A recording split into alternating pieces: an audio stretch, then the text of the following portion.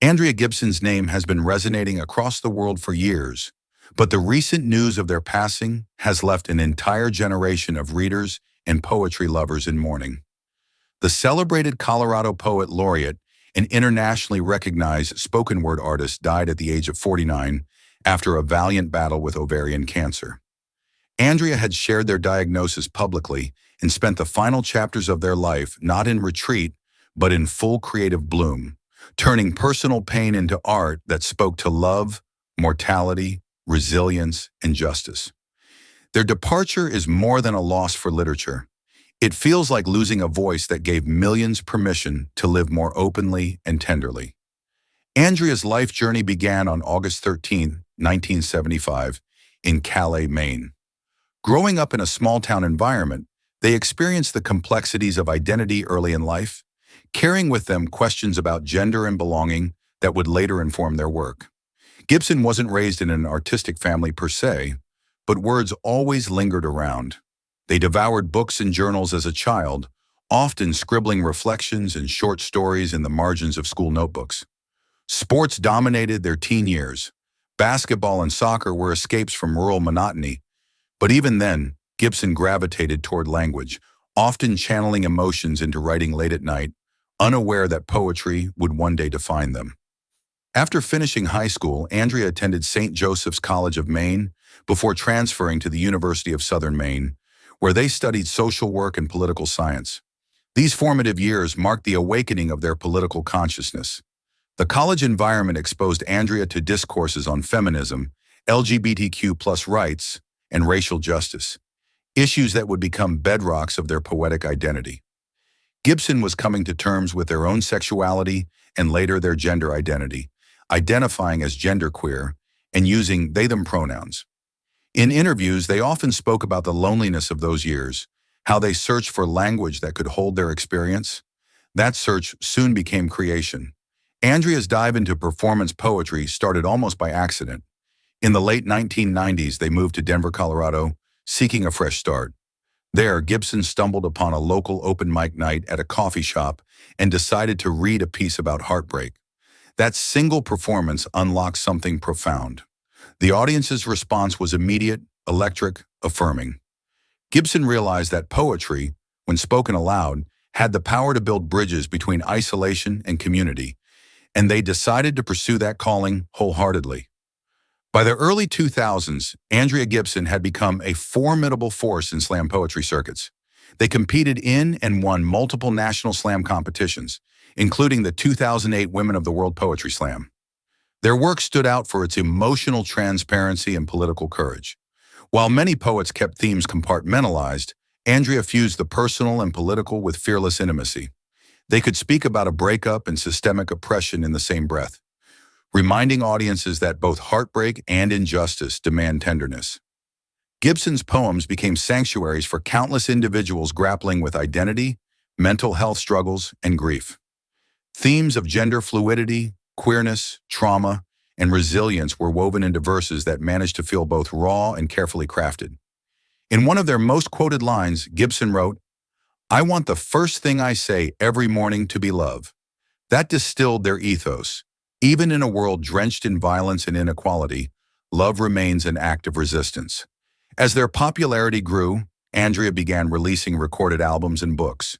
Their debut book, Pole Dancing to Gospel Hymns, published in 2008, was a revelation. It paired fiery social commentary with lyrical grace, signaling the arrival of a voice unwilling to soften its edges for palatability.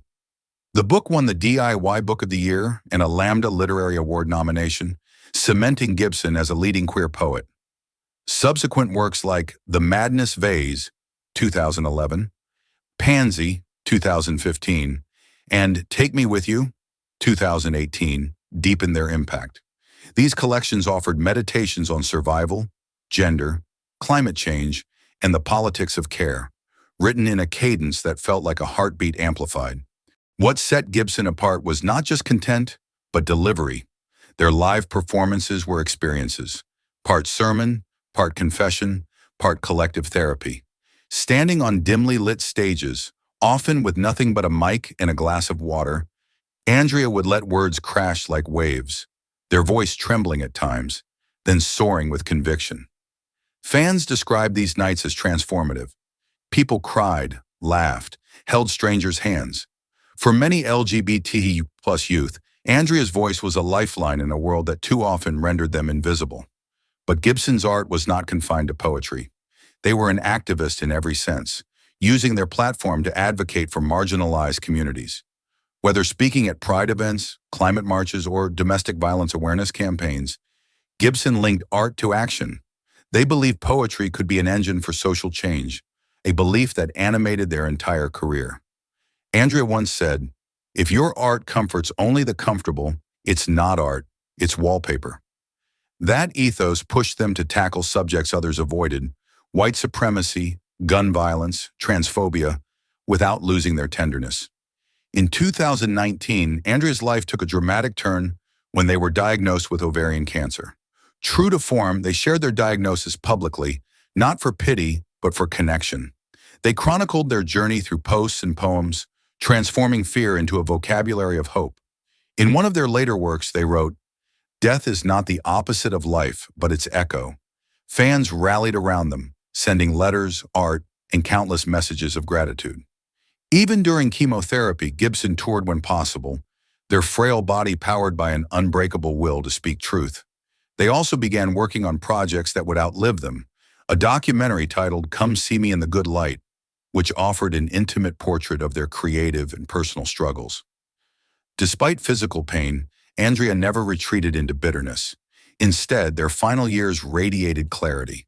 They spoke about mortality as if it were a teacher, reminding audiences to fall in love with the ordinary, and to measure success not by accolades, but by the depth of their connections.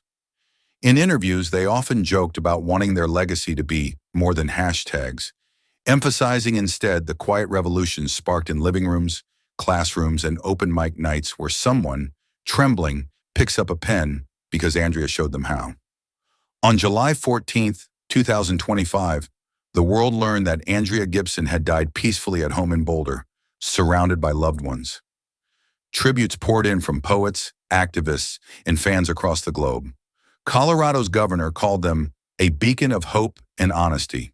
Social media timelines flooded with Gibson quotes, proof that their words had become talismans people carried through their darkest nights. Vigils were held in Denver, Portland, and New York, where strangers read their poems aloud, as if to keep Andrea's voice breathing in the air a little longer. Looking back, Andrea Gibson's story is not one of tragedy, but of fierce illumination. They began as a quiet kid in Maine and became a cultural force whose words made the marginalized feel seen, whose art bent toward justice without sacrificing beauty. They lived their beliefs out loud, unafraid of complexity, unwilling to dilute truth for mass comfort.